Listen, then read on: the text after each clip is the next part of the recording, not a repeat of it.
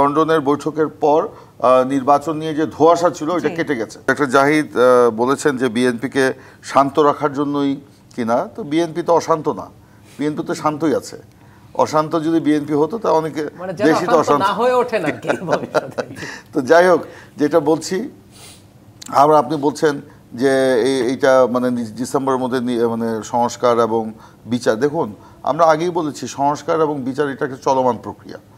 এখন এর আগে প্রধান উপদেষ্টা মহোদয় তিনি কিন্তু বলেছিলেন যে রাজনৈতিক যে ঐক্যমত্য যেটুকু হয় সংস্কারের ব্যাপারে সেইটুকু আমরা করে, যেগুলো তো হবে না সেগুলো নিয়ে আমরা নির্বাচনে, আমরা রাজনৈতিক দলগুলো আপনার যার যার ম্যানিফেস্টো নিয়ে আপনার নির্বাচন করবে।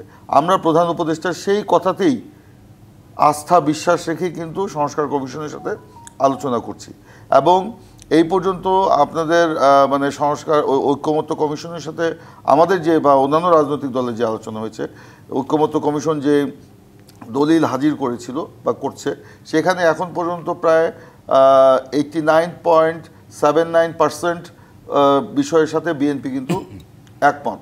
বিএনপি এই সব গণতন্ত্রের প্রশ্নে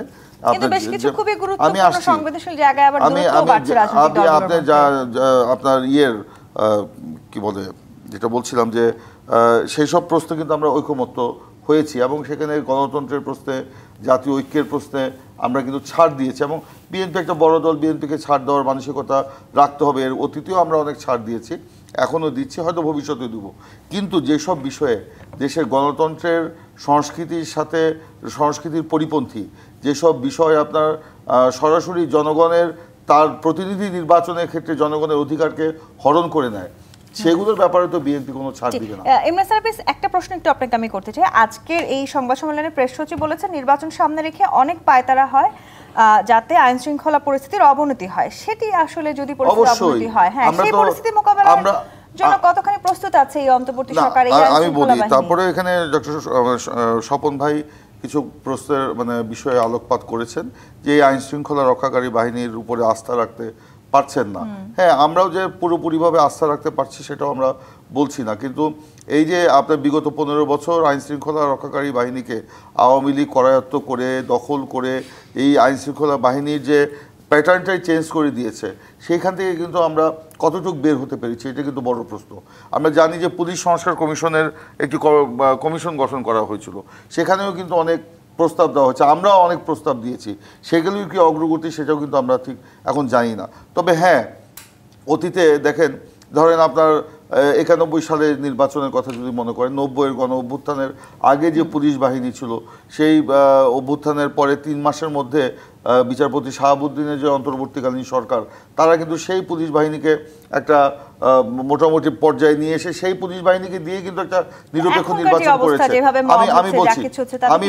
আমি বলতে দেন, আপনার 2001 সালেও সেই আওয়ামী লীগের মানে সরে যাওয়ার পরে তাই হয়েছে, বা 96 সালে বিএনপি সরে যাওয়ার পরে একই জিনিস হয়েছে।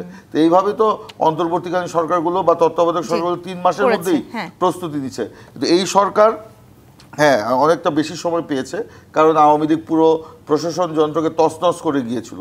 এই নির্বাচন উপযোগী প্রশাসন তৈরি করার জন্য সরকার যথেষ্ট সময় পেয়েছে, কিন্তু সেই সময়টা সরকার কতটুকু কাজে লাগিয়েছে বা লাগাতে পারলো সেটা কিন্তু একটা বড় প্রশ্ন। এখন হ্যাঁ, এখন যে মব সংস্কৃতি বা বিভিন্ন বিষয় আইন শৃঙ্খলা রক্ষাকারী বাহিনীর ভূমিকা কিন্তু প্রশ্নবিদ্ধ হচ্ছে, সেখান থেকে আমরা বলতে পারি যে সরকারকে লাগাম টেনে ধরতে হবে, এবং এখনও যে সময় আছে ডিসেম্বর পর্যন্ত, এই ডিসেম্বরের আগেই আপনার কিন্তু একটা নির্বাচন উপযোগী আইন শৃঙ্খলা রক্ষাকারী বাহিনী প্রশাসন সেটা করা যাবে। আর যদি আসলে যে মানে অভিযোগটা আসলে ডক্টর জাহিদ করছিলেন বিএনপিকে শান্ত রাখার এক ধরনের প্রচেষ্টা, বিএনপির সামনে অশান্ত হওয়ার কোনো সুযোগ আছে? আমরা আগেই বলেছি, আমরা আপনার লন্ডনের বৈঠকের পর নির্বাচন নিয়ে যে ধোঁয়াশা ছিল এটা কেটে গেছে। আমরা নিশ্চিত এই কারণেই আমরা আশা করি প্রধান উপদেষ্টা তার প্রতিশ্রুতির বরখলাপ করবেন না, এবং সেখানের জন্য আমরা কিন্তু নির্বাচন নিয়ে প্রস্তুতি শুরু করে দিয়েছি। হ্যাঁ, আমরা দেখতে পাচ্ছি যে সেই লন্ডন বৈঠকের পর কিছু কিছু রাজনৈতিক দল তারা আপনার এই লন্ডন বৈঠকে যারা খুশি হতে পারেন নাই, তারা কিন্তু এমন বিষয় সামনে নিয়ে আসছে অবাস্তব, অলীক, এবং এমন কিছু বক্তব্য, উস্কানিমূলক বক্তব্য দেওয়া হচ্ছে। এখানে একটা বিভিন্ন একটা মানে ক্যাওয়াস কনফিউশনকে ইনভাইট করা হচ্ছে।